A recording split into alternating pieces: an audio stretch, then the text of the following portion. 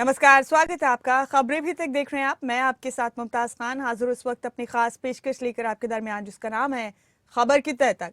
इस कार्यक्रम के जरिए हमारा मकसद है हर उस अहम खबर की तह तक पहुंचते हैं हम, जो सीधे आम आदमी के सरोकार से जुड़ी थी।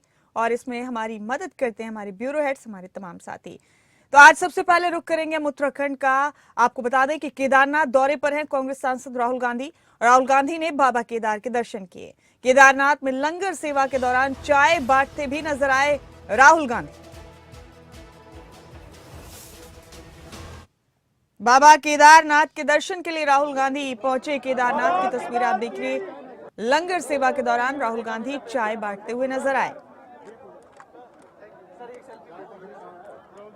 तस्वीरें देखिए आपके टीवी स्क्रीन पर। केदारनाथ धाम से लंगर सेवा के दौरान राहुल गांधी ने चाय भी तकसीम की। ये तस्वीरें देखिए अपने टीवी स्क्रीन पर आप। इसके बाद अब राहुल गांधी के दौरे को लेकर राहुल गांधी के केदारनाथ दौरे पर अब उत्तराखंड में सियासी घमासान मच गया है। राहुल गांधी की यात्रा को लेकर कांग्रेस और बीजेपी में वार पलटवार का सिलसिला शुरू हो गया है। बीजेपी ने राहुल गांधी की यात्रा को चुनावी स्टंट बताया। राहुल गांधी को चुनाव के वक्त ही धार्मिक संस्थान याद आते हैं, ये कहना है बीजेपी का। इधर बीजेपी के बयानों पर कांग्रेस ने बड़ा पलटवार किया है। कांग्रेस का कहना है कि बीजेपी से ऐसी तुच्छ मानसिकता की उम्मीद नहीं थी। देवभूमि की परंपरा अतिथि देवो भव की है।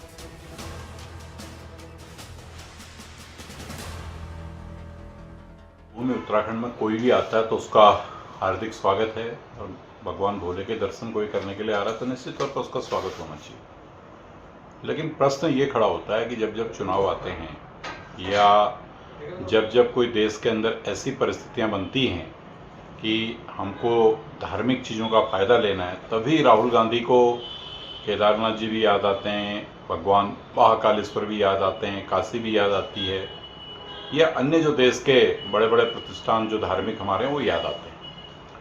नित्य में उनके मन में कभी धार्मिक भावना नहीं रहती है। लेकिन ये अच्छी बात इस समय देश में हुई है, सनातन धर्म और हिंदू ये एकजुट हुआ है और ये जागा है।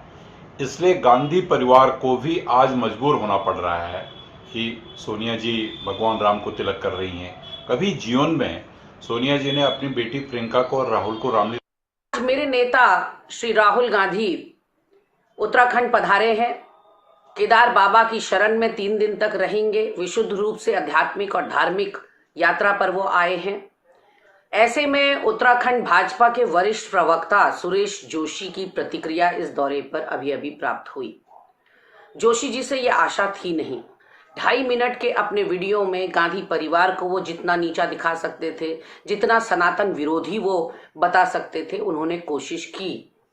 लेकिन मेरा जवाब समूची भाजपा को और सुरेश जोशी जी को ये है कि 2013 में ना देश को मोदी जी का नेतृत्व मिला था और ना ही कोई चुनाव नजदीक थे। वो राहुल गांधी अकेले एकमात्र ऐसे नेता हैं, जब दैवी आपदा उत्तराखंड पर आई तो 19 किलोमीटर पदयात्रा करके एक सुरक्षित उत्तराखंड का, सुरक्षित केदार का संदेश राहुल गांधी जी ने पूरे देश और विदेश को दिया था। हमारे ब्यूरो हेड उत्तराखंड से राव शफात अली हमारे साथ इस खबर पर बने हुए हैं। राव शफात, राहुल गांधी देवभूमि के दौरे पर है, बाबा केदार के उन्होंने दर्शन किए, लंगर में भी हिस्सा लिया, लेकिन अब इस पर भी सियासत शुरू हो गई उत्तराखंड में। जाहिर है एक दूसरे की तमाम सरगर्मियों पर अपने सियासी विरोधियों की लगातार नजर रहती है, लेकिन इस पूरे मामले ने काफी तूल पकड़ लिया है। वार पलटवार का सिलसिला लगातार जारी है। राहुल गांधी के इस दौरे को भारतीय जनता पार्टी पूरी तरह से सियासी दौरा बता रही है, चुनावी स्टंट बता रही है। कांग्रेस ने भी उस पर जवाब दिया है। तफसील से आप बताइए, इस खबर की तह तक कैसे पहुंचेंगे? तो देखिए, राहुल गांधी का ये 3 दिवसीय दौरा है। पहले तो ये खबर थी कि वो एक ही दिन रहेंगे, लेकिन फिर कांग्रेस के नेताओं ने जानकारी दी कि 3 दिवसीय दौरा और पूरी तरह से निजी और आध्यात्मिक ये यात्रा है। इसमें खास बात ये रही कि वो किसी कार्यकर्ता से नहीं मिले और जो कांग्रेस के बड़े नेता हैं उनसे नहीं मिले, ना उनके स्वागत के लिए कोई पहुंचा था, क्योंकि पहले से ही ट्वीट करके ये मना कर दिया गया था। और जो वरिष्ठ नेता है वो मुख्यमंत्री हरीश रावत हैं या फिर प्रदेश अध्यक्ष हैं करण मारा, और जो पूर्व प्रदेश अध्यक्ष रहे हैं वो उनके साथ जरूर नजर आए केदारनाथ के दौरे पर। राहुल गांधी कल उत्तराखंड में पहुंचे थे बाबा केदार धाम के दर्शन करने के लिए, और वहां पर विधि विधान के साथ उन्होंने पूजा अर्चना की। हाँ, इतना जरूर है कि जब केदार धाम में राहुल गांधी पहुंचे तो जनता, क्योंकि श्रद्धालु वहां पर मौजूद थे, तो श्रद्धालुओं से उन्होंने जरूर मुलाकात की। वो चाय बांटते हुए नजर आए, हाथ मिलाते हुए नजर आए, अभिनंदन करते हुए नजर आए। लेकिन इस दौरे को अगर देखा जाए, इस यात्रा को अगर देखा जाए, तो निजी और आध्यात्मिक यात्रा तो जरूर कहा जा रहा है, लेकिन इस पर सियासत है। क्योंकि उत्तराखंड में भाजपा ने कटाक्ष किया है, भाजपा ने स्वागत तो किया है राहुल गांधी की इस यात्रा का, लेकिन साथ साथ ही कटाक्ष भी किया है। और सुरेश जोशी जो भाजपा के प्रदेश प्रवक्ता हैं, उन्होंने एक वीडियो जारी की, करीब 2.5 मिनट की ये वीडियो, और 2.5 मिनट की इस वीडियो में उन्होंने कहा कि अब सनातन की याद आ रही है कांग्रेस को। ये वही गांधी परिवार है जो सनातन को नहीं मानता था, ये वही गांधी परिवार है जिसके सोनिया गांधी के ऊपर उन्होंने कटाक्ष किया कि आज तक उन्होंने अपने बच्चों को, यानी राहुल गांधी को और प्रियंका गांधी को, कभी भी रामलीला नहीं दिखाई, लेकिन अब राम का तिलक कर रहे हैं लोग। तो ये तमाम जो आरोप है ये भाजपा की ओर से कांग्रेस के ऊपर लगाए गए हैं कि अब चुनाव नजदीक है, तो इस वजह से राहुल गांधी का ये जो यात्रा है ये हो रही है। और साथ ही जब चुनाव नजदीक होते हैं, कोई धर्म का फायदा लेना होता है, तो वो मंदिरों के दर्शन करने के लिए पहुंच जाते हैं। और उनके स्टालिन का भी उन्होंने जिक्र किया कि जो विवादित, एक स्टालिन का विवादित भरा बयान रहा था पिछले दिनों, क्योंकि वो इंडिया अलायंस का ही एक पार्टी है, तो उस पर भी निशाना साधा कि उनके साथ में पार्टी के जो लोग हैं वो सनातन पर प्रहार करते हैं। लेकिन राहुल गांधी दिखावे के लिए अब दूसरी तरफ, क्योंकि चुनाव का वक्त नजदीक है, तो अब वो बाबा केदार धाम के दर्शन करने के लिए पहुंचे। तो तमाम आरोप सुरेश जोशी ने अपने उस वीडियो में लगाए, लेकिन इस पर कांग्रेस ने भी जवाब दिया। जो गरिमा दसोनी है, प्रदेश प्रवक्ता है कांग्रेस की, उन्होंने कहा है कि सुरेश जोशी से ऐसी उम्मीदें नहीं थी, भाजपा से ऐसी उम्मीदें नहीं थी, क्योंकि उत्तराखंड की जो संस्कृति है, उत्तराखंड की जो परंपरा है, वो अतिथि देवो भव होगी है, यहाँ किसी का अपमान नहीं किया जाता। और उन्होंने वो वक्त भी याद दिलवाया जब राहुल गांधी 2013 में, क्योंकि आपदा आई थी, और आपदा के वक्त में राहुल गांधी उस वक्त उत्तराखंड में पहुंचे थे, 19 किलोमीटर पैदल चल करके पहुंचे थे। तो वो भी उन्होंने याद दिलाया कि उस वक्त तो प्रधानमंत्री नरेंद्र मोदी का कहीं जिक्र भी नहीं था, क्योंकि 2014 के बाद नरेंद्र मोदी प्रधानमंत्री बने, लेकिन उस वक्त राहुल गांधी आए थे। तो तमाम आरोप प्रत्यारोप बीजेपी और कांग्रेस के बीच में इस वक्त लग रहे हैं। और जाहिर सी बात है कि 3 दिवसीय दौरा है राहुल गांधी का, और 3 दिन तक इस पर पूरी सियासत होने के आसार भी नजर आते हैं। जी राव शफात, बहुत शुक्रिया आपका इस अहम खबर की तह तक पहुंचने के लिए, बहुत बहुत शुक्रिया। और आगे बढ़ते हुए हम आज चंडीगढ़ का रुख करें। चंडीगढ़ में अधिकारियों के साथ मुख्यमंत्री मनोहर लाल मीटिंग करेंगे। आज अधिकारियों के साथ मुख्यमंत्री की ये 1-to-1 मीटिंग होगी। अपने चंडीगढ़ आवास पर ही अधिकारियों से बात करेंगे मुख्यमंत्री। अहम खबर है आपके टीवी स्क्रीन पर, मुख्यमंत्री मनोहर लाल अपने चंडीगढ़ आवास पर अधिकारियों से बात करेंगे। 1-to-1 उनकी मुलाकात होगी, उनके आवास पर ही। हमारे स्टेट हेड जितेंद्र चौधरी इस अहम खबर पर जुड़ चुके हैं हमारे साथ। जितेंद्र, आज अहम मुलाकात है मुख्यमंत्री की अधिकारियों के साथ, उनके आवास पर ही 1-to-1 मीटिंग है मुख्यमंत्री की। जान सकते हैं जितेंद्र, कौन कौन से विभागों के अधिकारी आज की इस मीटिंग में शामिल हो रहे हैं, क्या है इस मीटिंग का एजेंडा, तफसील से बताइए।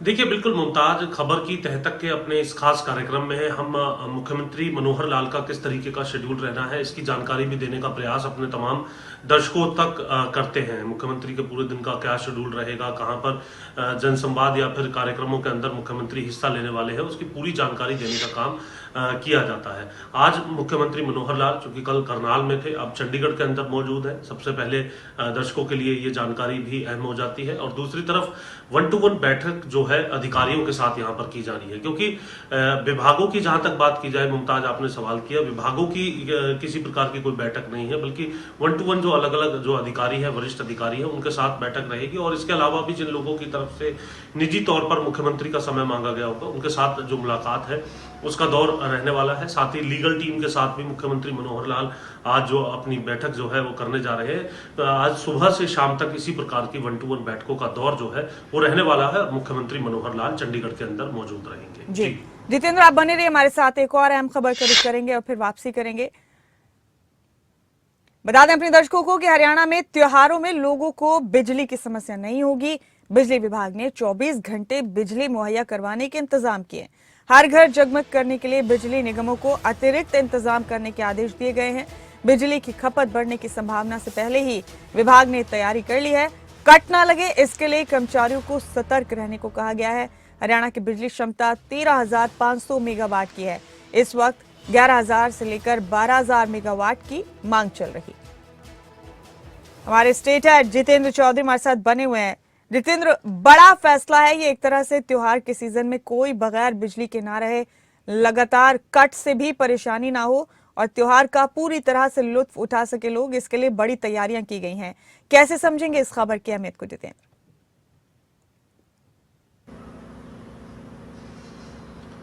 देखिए, दीपावली की जहां तक बात की जाती है मुमताज, तो ये जगमग त्योहार के तौर पर ही जाना जाता है। चारों ओर जो प्रकाश है वो देखने के लिए मिलता है, चाहे वो दिन हो या रात हो।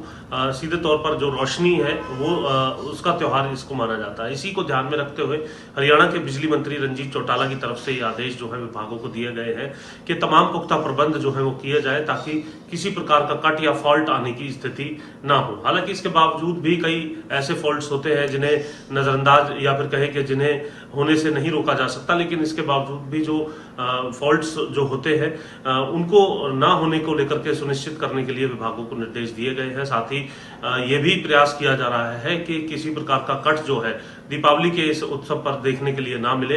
इसको भी सुनिश्चित करने के लिए तमाम जो विभाग है उनको ये कहा गया है, जो बिजली कंपनियां हैं उनको कहा गया है ताकि इस प्रकार की समस्या जो है वो कम से कम त्योहारी सीजन के अंदर ना देखने के लिए मिले।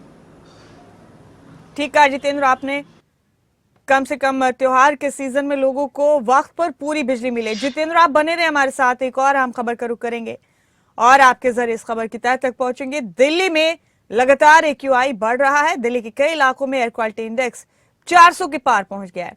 सबसे प्रदूषित शहरों में दिल्ली शुमार हो गया है। दिल्ली NCR में लोगों का सांस लेना मुश्किल हो गया है। दिल्ली में बढ़ते प्रदूषण के कारण अब डीजल वाले ट्रकों की एंट्री बैन की गई।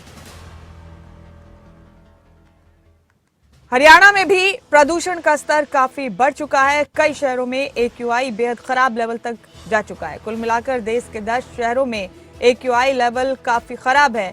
इन 10 शहरों में हरियाणा के ही 6 शहर शामिल हैं, जिनमें फरीदाबाद, फतेहाबाद, कैथल, हिसार, गुरुग्राम शामिल। तो जितेंद्र चौधरी हमारे स्टेट हेड लगातार बने हुए हमारे साथ। जितेंद्र, रोजाना इस हवाले से तमाम अपडेट हम आपके जरिए अपने दर्शकों तक पहुंचाते हैं। देश के जो सबसे 10 प्रदूषित शहर हैं उनमें 6 शहर तो हरियाणा के ही हैं और दिल्ली NCR का हाल तो बिल्कुल भी किसी से छिपा नहीं है। जितेंद्र, हर गुजरते दिन के साथ ये परेशानी बढ़ रही है, कैसे समझेंगे इस खबर को? क्या एकदम क्या मेजर्स लिए जा रहे हैं इसको कम करने के लिए?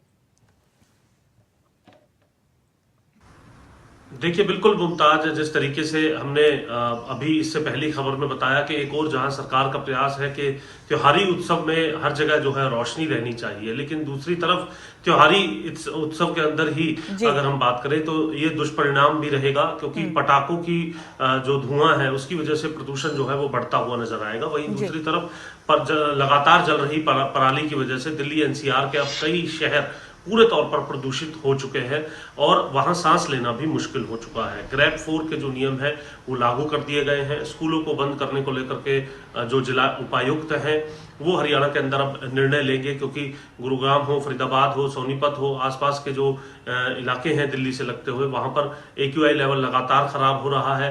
पराली को लेकर के लगातार राजनीति जरूर देखने के लिए मिल रही है, लेकिन पंजाब के अंदर बहुत बड़ी तादाद में अगर हम बात करें तो पराली जलती हुई सैटेलाइट इमेज में भी देखी जा सकती है और जो केस लगातार हजारों की तादाद में प्रतिदिन दर्ज किए जा रहे हैं वह भी ये दर्शा रहा है कि पंजाब के अंदर जो किसान हैं वो इस बात को लेकर मानने के लिए तैयार नहीं है कि पराली जलने की वजह से किस तरीके से दिल्ली NCR के अंदर दम घोटू जो माहौल है वो बन चुका है। लोगों का दम जो है वो घुटने लगा है। दमा रोगी जो है उनके लिए बड़ी समस्या जो है यहाँ पर बन गई है, बच्चों के लिए बड़ी समस्या बन गई है। और इसके अलावा हिदायतें दी जा रही हैं कि लोग जो है, जो बुजुर्ग लोग हैं जिन्हें सांस लेने में तकलीफ है, बच्चे हैं, वो मास्क लगा करके ही बाहर निकले, ताकि इस प्रकार की जो हवा है, आंखों के अंदर जलन जो है वो साफ तौर से महसूस की जा सकती है। हल्की जो खांसी है वो लोगों के अंदर जो है वो बनी हुई है। ये कहीं ना कहीं इसी जहरीली हवा का ही दुष्परिणाम है जो लगातार लोगों को दमे की चपेट में लाती हुई नजर आ रही है और लोगों के लिए सांस लेना जो है वो दूभर होता हुआ नजर आ रहा है। एक और पराली बिल्कुल खतरनाक हो चुका है ये मामला जो है जितेंद्र। लोगों को बड़ी दुश्वारियां पेश आ रही हैं, सांस लेने में ही तकलीफ हो रही है, यानी जिंदगी जीने का हक जिंदगी जीने का खुलकर हक जो मिलना चाहिए वो नहीं मिल पा रहा है इस बढ़ते प्रदूषण की वजह से। बहुत शुक्रिया जितेंद्र आपका इस खबर की तह तक पहुंचने के लिए। इस बीच हम रुख करेंगे हिमाचल प्रदेश का। हाटी संगठन ने प्रदेश सरकार के खिलाफ मोर्चा खोल दिया है। एसटी का दर्जा लागू न करने को लेकर विरोध जताया गया है। सरकार को दीपावली तक कानून लागू करने का अल्टीमेटम दिया गया है।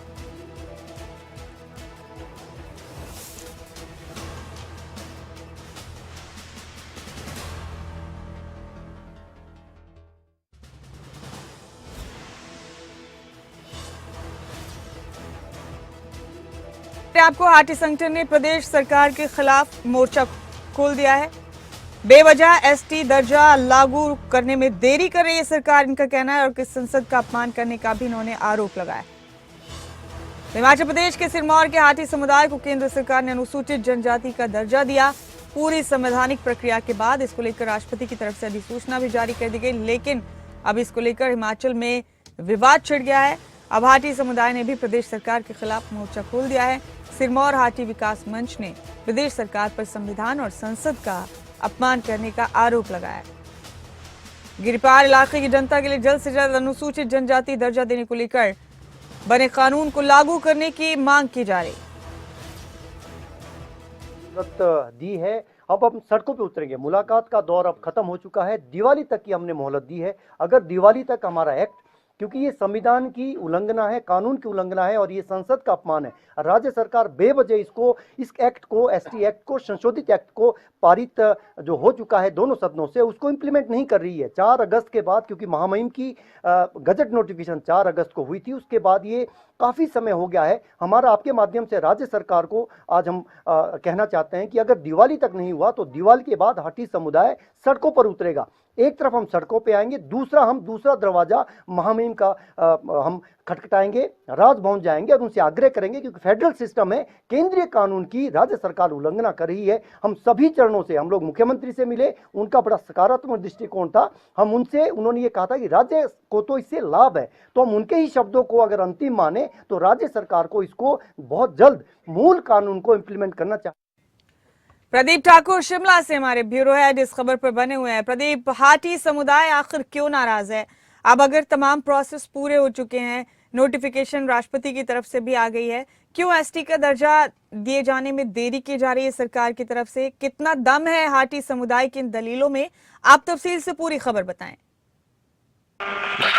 बिल्कुल, देखिए, जो सिरमौर जिला का गिरिपार क्षेत्र है, ट्रांसगिरी का जो इलाका है, उनको एसटी का दर्जा दिया गया है और उसमें भी जो हाटी समुदाय का जिक्र हो रहा है, उस समुदाय को एसटी का दर्जा दिया गया था और उसमें केंद्र सरकार ने बाकायदा लोकसभा में भी और राज्यसभा में भी बिल पारित किया था। उसके बाद राष्ट्रपति की नोटिफिकेशन हुई और फिर अब राज्य सरकार ने इसको लागू करना है प्रदेश में।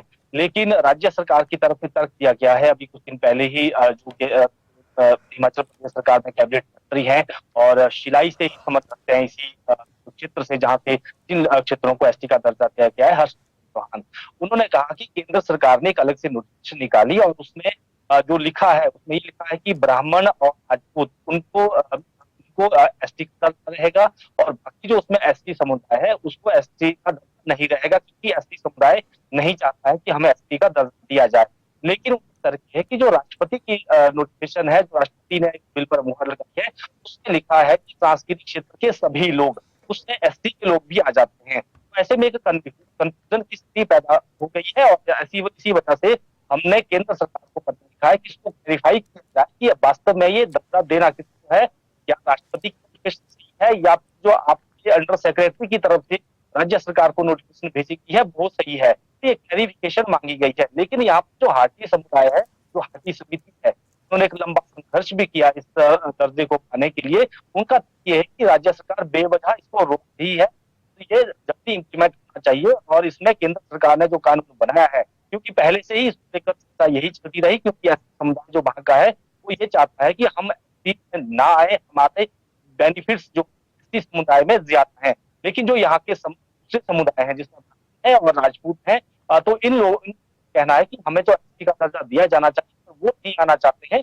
उसमें कोई हमें कोई आपत्ति नहीं है। तो अब ये कहीं ना कहीं फिर से विवाद हुआ है और आंदोलन की बात यहाँ पर होने लगी है। दिवाली तक का मौका दिया गया है हाटी समुदाय की तरफ से। इसमें यह भी देखना होगा कि जो राज्य सरकार ने केंद्र सरकार को पत्र लिखा है, उसमें केंद्र सरकार क्या क्लैरिफाई करता है, तो कंफ्यूजन है अब वो होती है या नहीं होती है। जी। हमने देखा है कि हाथी का जो मुद्दा है वो विधानसभा चुनाव के वक्त भी और उससे पहले 2019 में लोकसभा चुनाव के वक्त भी एक बड़ा सियासी मुद्दा बना था और लोगों ने वो दाखिल के शब्द की मांग रखी थी। और शिमला में भी जब विधानसभा सत्र थे तो विधानसभा घेराव के लिए आते थे लोग, यहाँ के मुख्यमंत्री से भी मिलने आते थे, लेकिन उस वक्त बीजेपी ने चुनाव घोषणा पत्र प्रदेश को लोकसभा चुनाव होते थे। तो ऐसे में अब ये मांग बेशक बिल जो है पारित हो चुका है, लेकिन अब राज्य में लागू होना है और इसमें ये की स्थिति पैदा होगी। अब देखना ये होगा कि इसमें केंद्र सरकार का जवाब क्या देता है और हिमाचल में यानी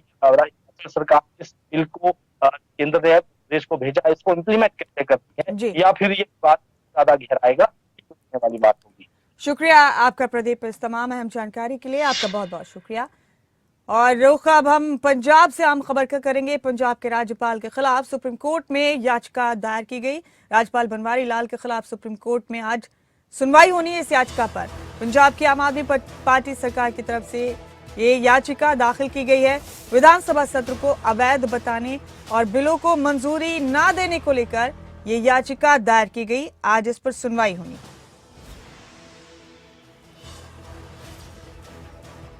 आम खबर पंजाब से आपको दे रहे हैं। पंजाब के राज्यपाल के खिलाफ सुप्रीम कोर्ट में पंजाब सरकार ने याचिका लगाई। हरसिमरत पॉल मेरे साथी इस खबर पर बनी हुई हैं। हरसिमरत, काफी वक्त हो गया जबकि गवर्नर और पंजाब सरकार के बीच विवाद लगातार जारी है। पंजाब सरकार ने गवर्नर के खिलाफ याचिका भी लगाई है, गवर्नर के उस फैसले के खिलाफ सुप्रीम कोर्ट में, जिसमें उन्होंने सरकार की तरफ से बुलाए गए सत्र को असंवैधानिक करार दिया। इस पूरे मामले में गवर्नर यूटर्न भी ले चुके हैं, लेकिन आज सुनवाई है इस मामले को लेकर सुप्रीम कोर्ट में। क्या अपडेट है आपके पास? बिल्कुल मुमताज, आपको बता दें कि 28 अक्टूबर को पंजाब सरकार की तरफ से गवर्नर के खिलाफ जो याचिका है वो सुप्रीम कोर्ट में डाली गई थी, जिसके ऊपर बीते शुक्रवार सुनवाई भी हुई थी और उस सुनवाई में अगली जो तिथि है वो 6 नवंबर निर्धारित की गई थी। तो इसको देखते हुए उससे पहले ही अगर बात की जाए तो गवर्नर ने यू टर्न ले लिया था और मान सरकार के द्वारा जो सत्रों में बिल पास किए गए थे उनमें से 3 में से 2 बिल जो है वो पास कर दिए जा चुके हैं और इसके अलावा अभी भी 4 बिल जो है वो पेंडिंग है, जो कि जून महीने में थे। आपको बताएं कि ये विवाद तब से शुरू हुआ था जब से मान सरकार के द्वारा फरवरी में बजट सेशन की अनुमति ली गई थी राज्यपाल से और उसके बाद अभी तक उसी कंटिन्यूटी में 3 सेशन जो है वो हो चुके हैं, पर वो सत्र उठाया नहीं गया था, जिसको लेकर के गवर्नर और मुख्यमंत्री जो हैं वो आमने सामने हो गए थे। और गवर्नर का कहना था कि अगर ये सत्र इसी तरह से कंटिन्यूटी में चलाते रहे तो मैं जो है वो प्रेसिडेंट से शिकायत कर दूंगा और शायद पंजाब में जो राष्ट्रपति शासन है वो भी लग सकता है। तो इस तरह की जब धमकियां मिलने लगी तो उसके बाद पंजाब सरकार के द्वारा जो है एक बार फिर से फैसला लिया गया कि हाई कोर्ट में माफ कीजिएगा सुप्रीम कोर्ट में इस फैसले को उठाया जाएगा। आपको ये भी पता है कि उसी सत्र की कंटिन्यूटी में एक बार फिर से सेशन बुलाया गया था, पर एक ही दिन का सेशन वो रहा क्योंकि उससे पहले गवर्नर लगातार चिट्ठियां लिखते जा रहे थे। तो उसके बाद मान सरकार जो है वो सुप्रीम कोर्ट में जाने के लिए मजबूर हुई थी और अब जो सुनवाई है वो चल रही है। आपको ये भी बता दें कि आज कैबिनेट मीटिंग जो है पंजाब सरकार की वो चल रही है और इस कैबिनेट में जो है अगला सेशन कब होगा इसके ऊपर भी विचार किया जा सकता है। तो हरसिमरत, ये मामला क्या लगता है आपको अब, क्योंकि कोर्ट का दखल भी इसमें हो गया है अर्जी लगाने के बाद, हालांकि 2 बिलों को मंजूरी भी दी है गवर्नर ने, लेकिन क्या लगता है कि आने वाले दिनों में थोड़ी सी शांति तो कायम रहेगी गवर्नर और सरकार के बीच पंजाब में? बिल्कुल, क्योंकि जिस तरह से दोनों की तरफ से चाहे वो गवर्नर हो या फिर पंजाब सरकार हो उनकी तरफ से सेशन को अपने अपने तहत जो है वो जायज़ ठहराया जा रहा था, तो अब सुप्रीम कोर्ट में जब ये मामला पहुंच गया है तो वहां पर पता लग जाएगा कि सेशन जो है वो कानूनी थे या फिर गैर कानूनी थे। तो इसको देखते हुए जो आगे मामला है वो सुलझने के आसार जो है वो जरूर रहेंगे, क्योंकि ये एक प्रोटोकॉल होता है कि सेशन से पहले जो है वो गवर्नर के पास लेटर भेजा जाता है, गवर्नर अनुमति देते हैं, उसके बाद सेशन होता है। तो इसकी तरह की टसल जो है अब आगे देखने को नहीं मिलेगी, ये जरूर जो है वो सोचा जा सकता है। बेहद शुक्रिया हरसिमरत, इस खबर की तह तक पहुंचने के लिए बहुत बहुत शुक्रिया। इसी के साथ हमारे आज के खास कार्यक्रम खबर की तह तक में फिलहाल मेरे साथ इतना ही। मैं अपने सभी साथियों का शुक्रिया अदा करती हूँ। बहुत शुक्रिया आप सभी का तमाम अहम खबरों की तह तक पहुंचने के लिए। तो फिलहाल इस कार्यक्रम में इतना ही, मुझे दें इजाजत, लेकिन तमाम अहम खबरों के लिए आप बने रहें खबरें अभी तक के साथ।